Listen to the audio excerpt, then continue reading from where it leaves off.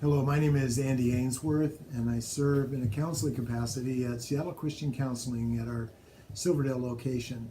Today, I'd like to talk to you for a few minutes about relational intimacy and aloneness.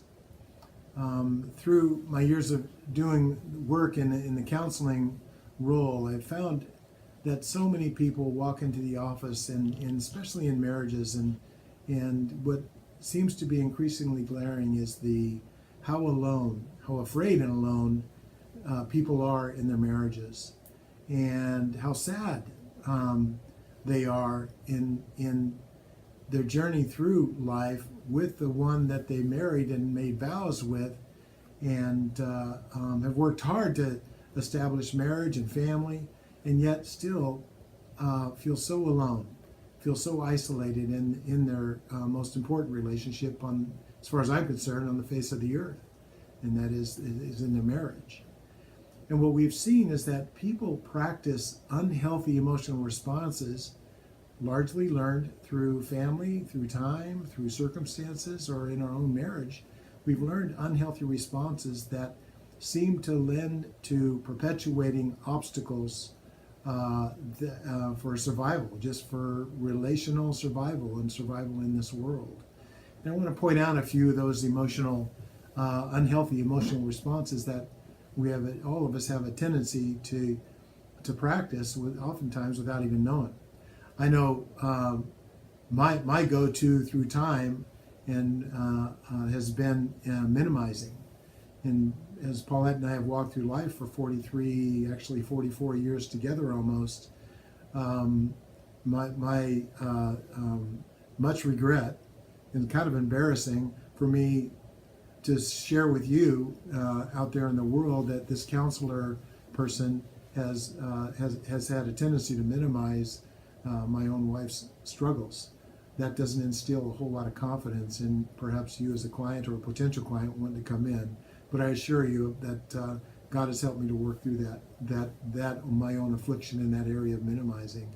But I would ask you to take a look at your own. What are your own unhealthy responses in your marriage or in those close relationships that you have?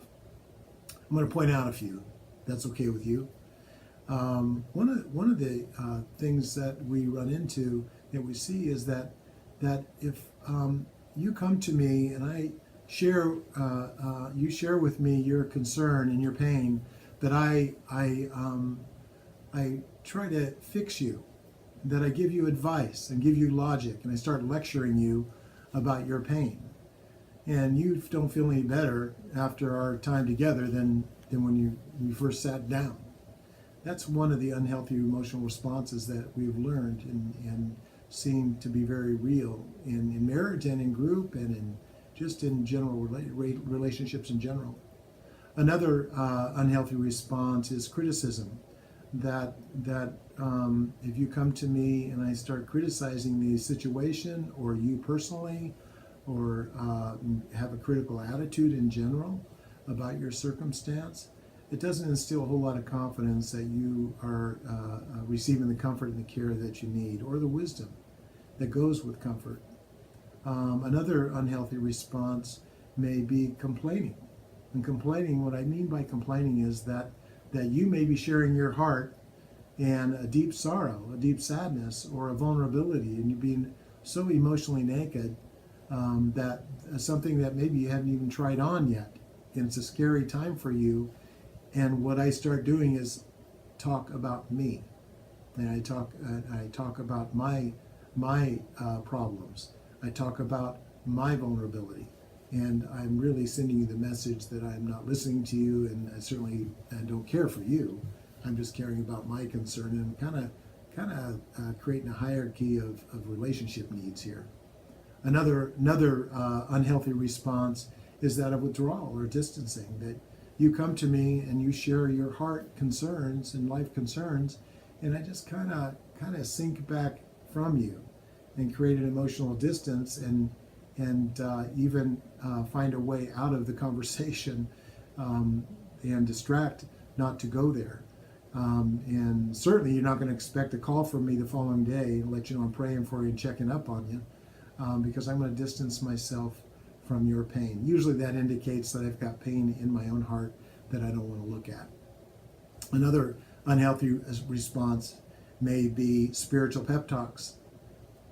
Giving a Bible verse and a spiritual pep talk to somebody who's walking through a deep grief or deep sadness or sorrow is like me. If you're hurting and I give you a warm glass of vinegar to drink when you're dehydrated on a hot day, it'll make you sick.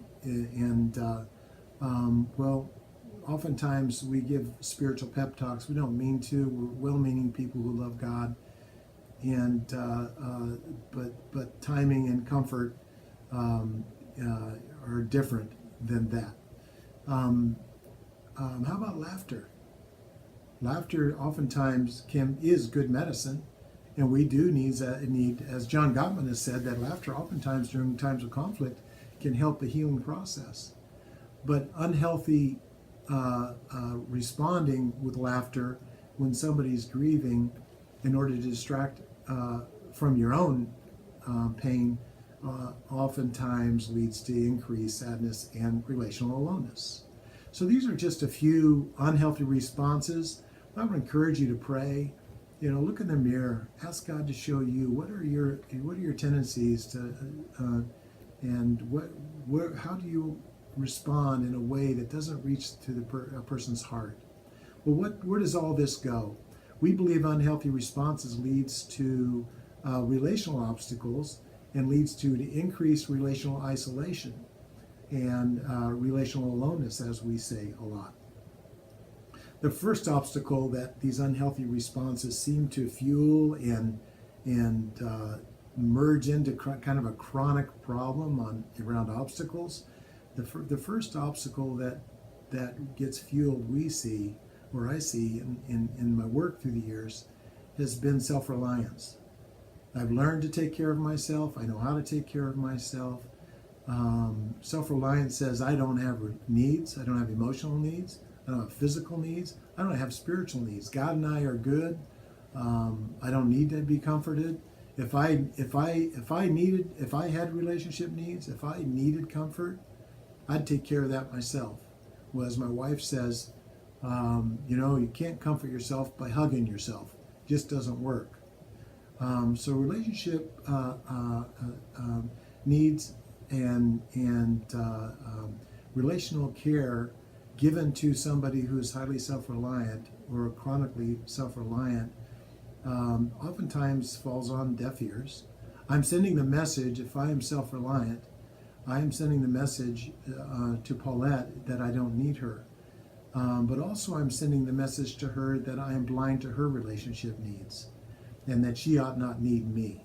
Self-reliance can create increased separation, emotional isolation, and actually lead to a second obstacle, which is self-centeredness. Self-centeredness says, I want what I want, and I'm going to take from you to get what I want.